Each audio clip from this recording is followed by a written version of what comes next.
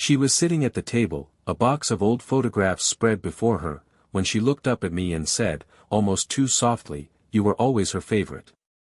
In that single moment, the distance between us, years of silence, roles, and hesitation, suddenly felt unbearably small. The afternoon was quiet in that way Sundays often are, when the world seems to move slower, and even the sunlight lingers longer across the floorboards. I had stopped by to see my stepmother without much thought, telling myself it was just a casual visit, though a part of me always carried a quiet hesitation around her.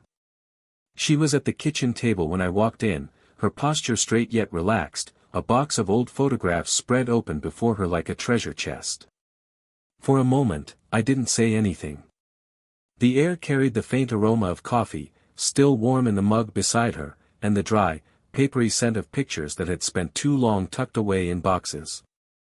Her fingers moved slowly across the glossy surfaces, pausing at certain faces, certain places frozen in time. "Come sit," she said, her voice low, not commanding, but filled with a kind of gentle invitation I wasn't used to hearing from her. I pulled out the chair across from her, the wood legs scraping softly against the floor. She lifted one of the photographs and turned it toward me. It was of my mother, smiling in a way I had nearly forgotten. The sight tugged something deep in my chest, the ache of missing her mixed with the strange relief of seeing her face again. I didn't realize I was holding my breath until I heard my stepmother speak. "You were always her favorite," she said quietly, her eyes still fixed on the photograph. The words caught me off guard. I glanced up, searching her expression, wondering if she meant them as comfort, or if they had simply slipped out, unguarded. But her face was soft, her lips curved just faintly at the edges, as though remembering something both tender and bittersweet. I tried to respond, but the words tangled in my throat. Instead, I nodded slowly, my gaze returning to the photograph. There was a warmth in her tone I hadn't expected, and it stirred something in me, a mixture of gratitude and confusion. As she sifted through more pictures, I found myself leaning closer, drawn not only to the memories scattered across the table but to her presence beside me. The sound of her fingertips brushing across the photos was delicate, almost reverent, as though she feared damaging the fragile pieces of the past. And in that small kitchen, filled with nothing but fading light and silent photographs, I felt the first shift, the sense that something between us was beginning to change. We sat together at the table longer than I expected, our chairs drawn close as though the photos themselves insisted we not look at them alone. She picked up another print, this one of a family picnic long ago, and traced the edges with her thumb before setting it down between us. "Your mother loved days like these," she said quietly, her voice carrying that husky timbre that comes from holding memories too close for too long. "She would plan everything, right down to the blanket we sat on. She wanted everything to feel perfect for you." Her words landed softly, but with weight. I hadn't heard these small details before, and I realized how little I knew of my mother's world outside of my own childhood lens. It struck me that this woman, my stepmother, had been a keeper of stories I'd never thought to ask for. I leaned forward, resting my forearms against the table, and found myself studying her face as she spoke. There was no effort to hide the faint lines at the corners of her eyes, the way her lips curved and tightened with memory. It wasn't the kind of beauty that shouted for attention, but the kind that felt lived in, graceful, undeniable. "Did she ever?" I began, then hesitated. My voice felt too loud in the small space, too direct.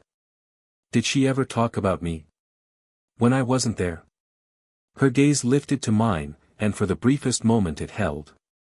Then she nodded, setting another photo down between us, a candid one of me, 6 years old, tugging at a kite string while my mother laughed in the background. "All the time," she said softly. "She worried, of course. Mothers always do. But more than anything, she adored you. Every story she told me, you were at the center." A silence stretched, but it wasn't empty. It was full, of unspoken grief, of gratitude, of something unnameable stirring between us. Our shoulders brushed as we both leaned over the same picture, and I felt the warmth of her presence. It was subtle, just the press of fabric against fabric, but it anchored me, pulled me into the moment. Her perfume, light, floral, understated, clung faintly to the air, reminding me of spring evenings and open windows. It was such a small detail, yet I caught myself noticing it, feeling suddenly aware of how close we were. I let my hand rest flat against the table, inches from hers. Not touching, not yet, but close enough that the nearness carried its own quiet electricity. She didn't move away. And in that unspoken allowance, something delicate but undeniable began to form between us. The longer we sat together, the more the silence began to stretch between us, not uncomfortable exactly, but weighted. I could feel the shift in the air, like the pause in music before the next note, when anticipation and restraint blur together. My stepmother closed the photo album slowly, her fingertips lingering on the cover as if reluctant to shut away the past. Her eyes lowered, and she cleared her throat softly. "I should think about dinner," she murmured, almost to herself. The practical words felt out of place, breaking through the tenderness of our earlier conversation. I nodded, though I didn't move. My gaze caught on the way she tucked a loose strand of hair behind her ear, her fingers brushing the side of her face with quiet precision. It was such a simple gesture, and yet I found myself memorizing it, as though I had no right to notice but couldn't look away. Part of me wanted to speak, to tell her that sitting here like this, remembering together, mattered more than I could say. But another part of me held back. The weight of what she was to me, the years between us, the rules we both carried in silence, all of it pressed down on my chest until the words stayed locked inside. The chair beneath me creaked faintly as I shifted, and the sound felt too loud, breaking the stillness of the room. She glanced at me, her eyes meeting mine only briefly before sliding away again. I thought I saw something there, hesitation, maybe even a flicker of the same unspoken pull I felt, but she turned her attention back to the table, her hands smoothing the fabric of the tablecloth as if to give them something steady to do. I leaned back slightly, trying to quiet my own thoughts, but I couldn't stop noticing the details. The way her lashes lowered when she avoided my gaze. The curve of her lips pressed together, not in disapproval but in restraint. Even the way her breathing seemed measured, as though she too was aware of the fragile ground beneath us. The distance between our chairs suddenly felt wider than before, though nothing had changed physically. It was the kind of distance born not of space, but of choice, the careful drawing back when closeness feels too dangerous. I folded my hands together in my lap, trying to still the restless ache that had begun to rise. She was here, within reach, and yet farther away than ever. And in that quiet room, I understood that wanting her presence and daring to claim it were two entirely different things. When she finally rose from the table, the album closed and resting against her chest, I stood as well, ready to help her put everything away. She balanced the box in her arms, but as she shifted it toward the counter, the edge caught and a bundle of photographs slipped free.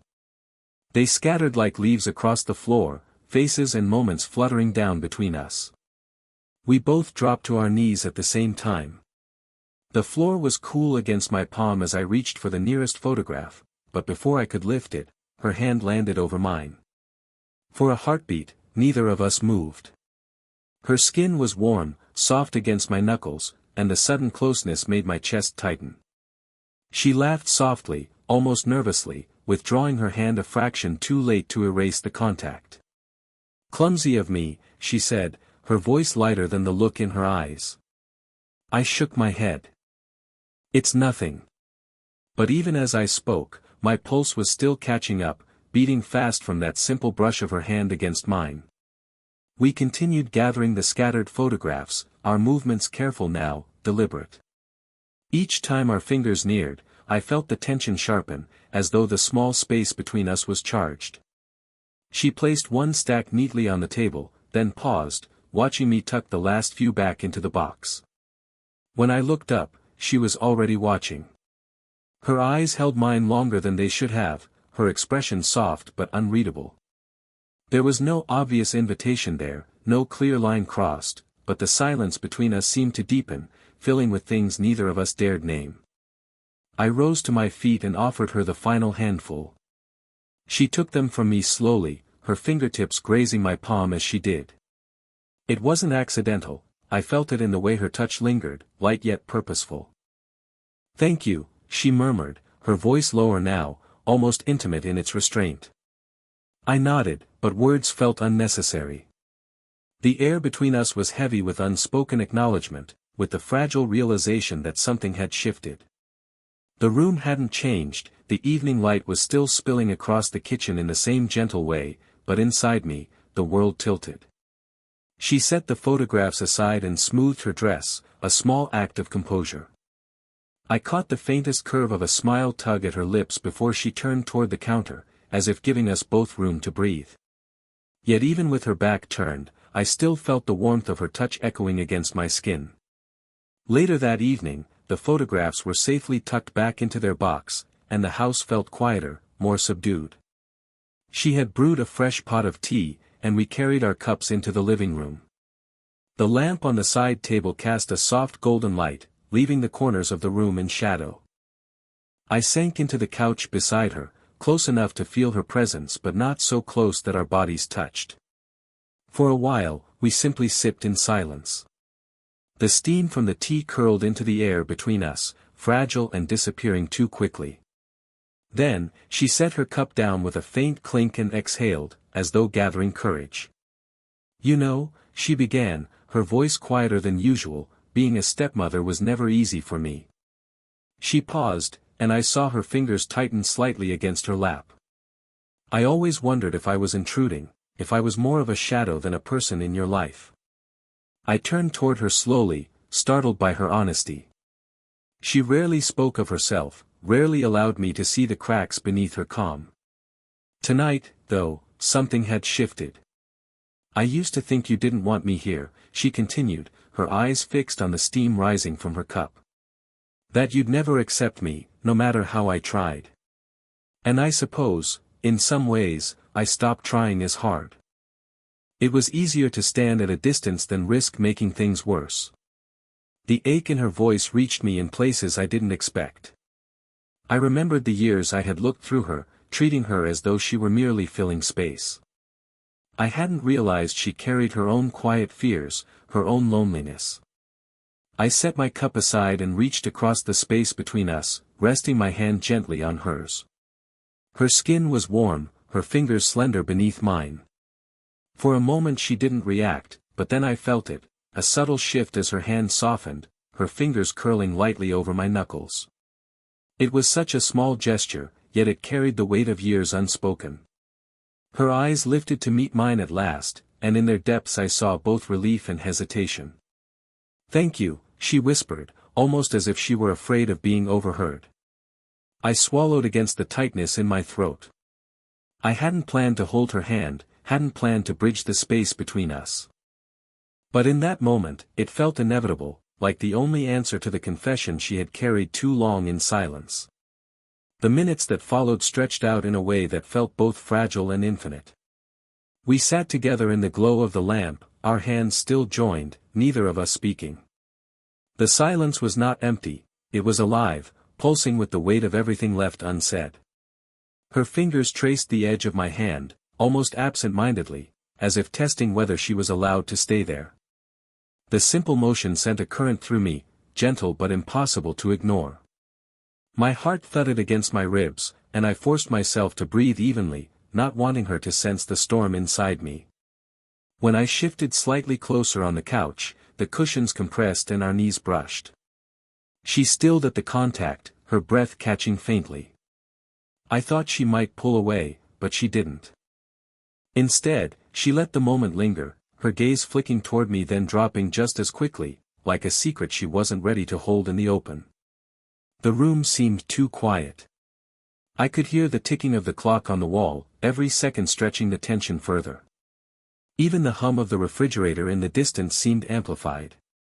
Everything external fell away until all that remained was her presence beside me, the soft curve of her shoulder, the warmth radiating through her, the faint floral note of her perfume.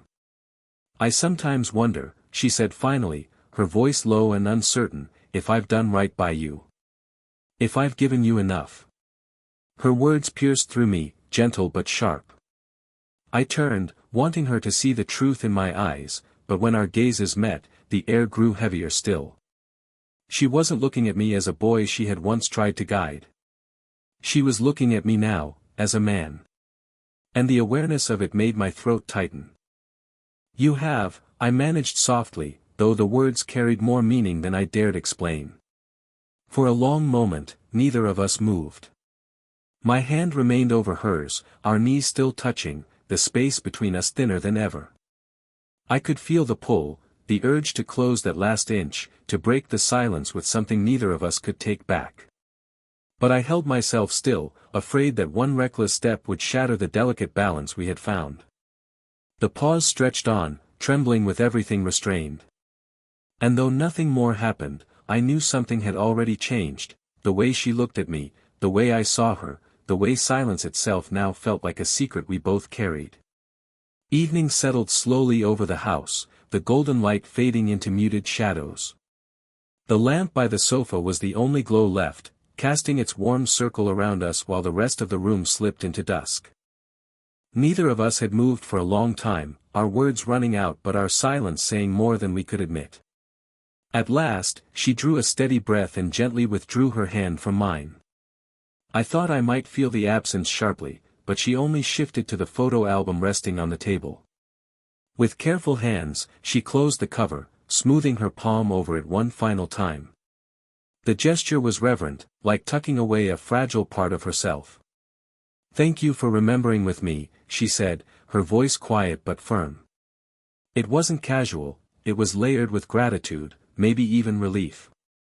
She lifted her gaze to mine, and for a moment, the intimacy of it felt heavier than any touch. I nodded, unable to find the right words. All I could manage was a simple, "I'm glad I came." And I meant it, more deeply than she could know. When I finally stood to leave, she walked me to the doorway. The house was still, the air outside cooling as night settled in. I reached for my coat, but before I could slip it on, she stepped closer. Her arms slipped easily around my shoulders, pulling me into an embrace that caught me off guard. Her cheek brushed lightly against my jaw, and I felt her heartbeat, steady and calm, pressing faintly against my chest. The hug was warm, grounding, but it lingered just a moment too long to be ordinary. My hands hovered at first, uncertain, then settled gently at her back, holding her with a care I hadn't known I could show her. When we finally parted, she didn't retreat immediately. Her hand rested at my sleeve, fingers tightening just slightly as though reluctant to let go. In her eyes, I saw both restraint and something softer, something that made my chest ache with unspoken hope. "Good night," she whispered. "Good night," I echoed, though my voice felt unsteady. As I stepped out into the night, the cool air met my skin, but the warmth of her touch remained, refusing to fade. I knew we hadn't crossed any lines, hadn't spoken of what was shifting between us. And yet, the distance we had lived with for so long was no longer there. Something new had taken its place, quiet, unspoken, and waiting.